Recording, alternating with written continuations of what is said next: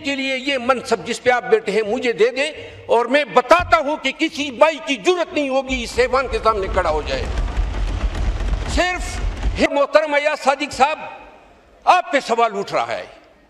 अगर आज आप ये नहीं पूछेंगे 5 अगस्त को अपने पार्लियामेंटेरियन को किस खाते में बंद किया, गेट को ताले लगा दिए, इतनी अंधेर नगरी है, इतना चौपट राज है, और ये आज हो रहा है, ये नफरत को जन्म दे रहा है। ये एहतरामी आदमियत है, मैंने को जनाब कालर से पकड़ के घसीटो, थानेदार बेगैरत खड़ा होता है और पूछने वाला कोई नहीं है इस ऐवान में। तो मैं नहीं बोला हूं, मैं तो कोई 2 महीने के बाद मुझे वक्त मिला है, 2 मिनट दे दे मेजरत।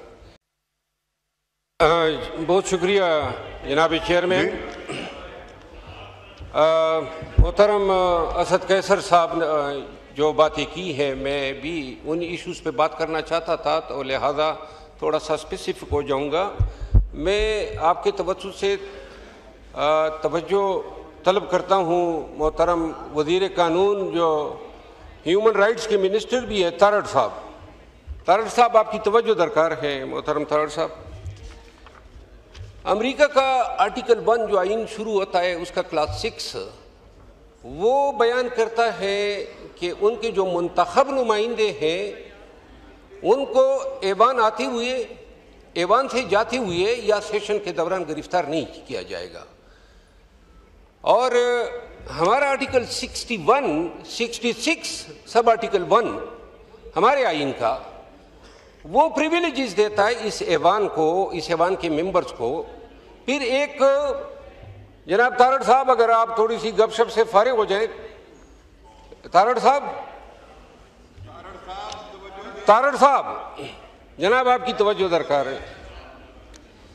आर्टिकल 66 सब आर्टिकल 1 जो है वो प्रिविलेजेस देता है इस ऐवान के मेंबरान को, खसूसन जो यहाँ हम बात करते हैं वो प्रोसिक्यूशन से इम्यूनिटी मिलती है। जनाब चेयरमैन, 2 बातें मोहतरम असद कैसर साहब ने कही। अपोजिशन किसी भी जमहूरी निज़ाम में इक़्तिदार को आईना दिखाता है, और ये कहना कि जमहूरियत के लिए, जमहूरियत की बका के लिए अपोजिशन का किरदार जो है इंतहाई अहम है। अब ऐसे दौर में जब सेनेट और कौमी असम्बली दोनों में हम अपोजिशन रहनुमाओं से महरूम हो गए हैं, मिनिस्टर ला अच्छी तरह जानते हैं कि 109 ताज़ीरात पाकिस्तान के तहत ज़रताज गुल को या उमर अयूब खान को या शिबली फराज साहब को सज़ा देना, और फिर अभी बहुत सारे मुकदमे, जिस तरह असद कैसर साहब में इनका वकील था, 9 मई के केसेस में ये 4 में भी मुल्ज़िम है, सवाबी में भी मुल्ज़िम है, इस्लामाबाद में भी मुल्ज़िम है, और वो फैसले अभी आने हैं। कहने का मकसद ये है कि इस तरह के फैसलों से जिनकी कोई फुटिंग नहीं है लॉ में, एक फैसला हुआ है पाकिस्तान की फौजदारी तारीख में जब 109 में सज़ा दी गई और सुप्रीम कोर्ट तक अपील रखी गई, वो थी मोहतरम मरहूम शहीद जुल्फ़िकार अली भुट्टो को जब सज़ा दी गई थी, और जिसको फिर सुप्रीम कोर्ट ने वापस लिया 50 साल के बाद। आज उसी 109 के तहत पूरे मुल्क में पाकिस्तान तहरीकी इंसाफ से वाबस्ता रहनुमाओं को जो है ऐसे जज साहिबानों को इस्तेमाल किया जा रहा है। और अब ये निज़ाम अदल पे दुनिया भर की जुरिस्डिक्शन में ये कानून है कि अगर कोई गलत केस दायर होता है और गलत प्रोसिक्यूशन होती है, दुबई में है, गल्फ में है, कतर में है, ऑस्ट्रेलिया में है, तक यूके में है, आपने गलत दावेदारी कर दी और आप अपना केस साबित न कर सके तो आपके लिए सजा है। गवाह ने झूठ बोला तो उसके लिए सजा है। हमारे ताज़ीरात पाकिस्तान के 193 के तहत परजरी एक जुर्म है।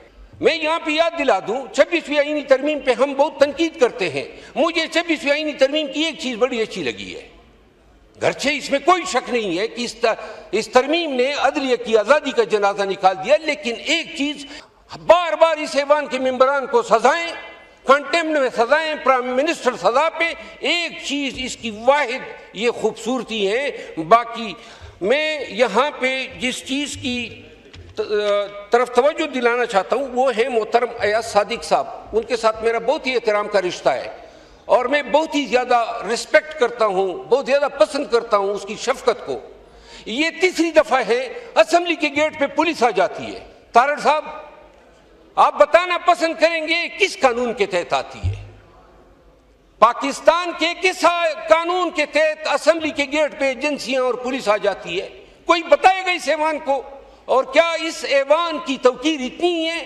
पुलिस आ गई, इसी ऐवान के सामने मुझे धक्के दे के घसीट के पुलिस ने गिरफ्तार किया था। इस ऐवान का मैं मेंबर हूं।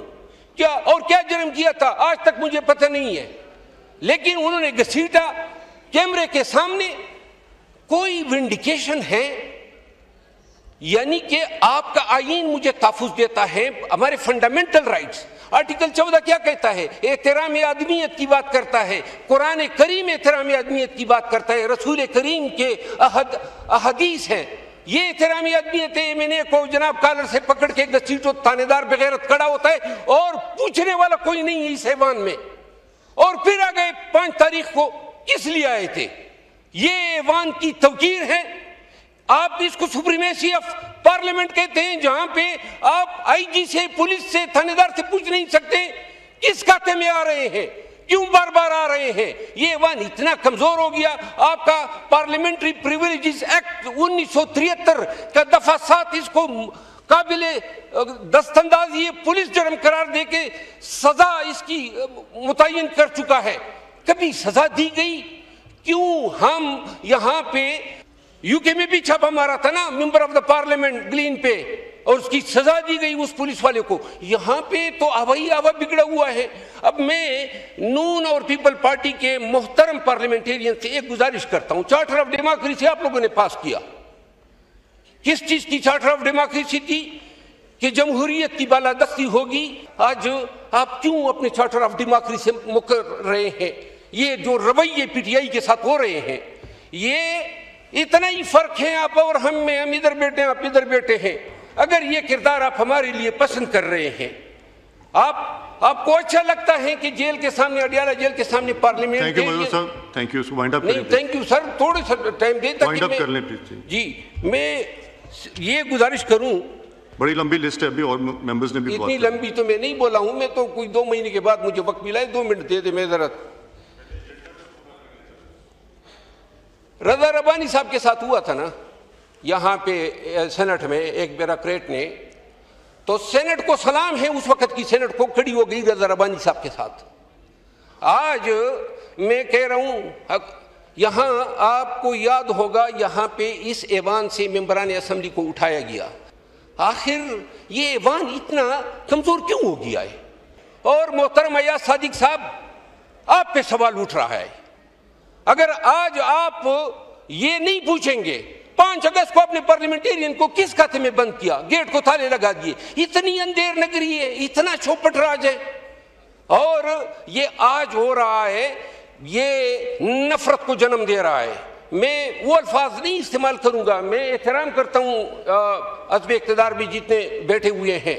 मैं सिर्फ इतनी गुजारिश करूंगा, कानून से वाबस्ता शख्स हूँ और मुझे इल्म है कि ये जो कुछ भी हो रहा है, ये सजाएं, ये गेटों पे गिरफ्तारियां, मैं आपको आज बता दूं आप सबको, ये भी इल्ज़ाम है कि मैंने यहाँ इमारत को आग लगाई है।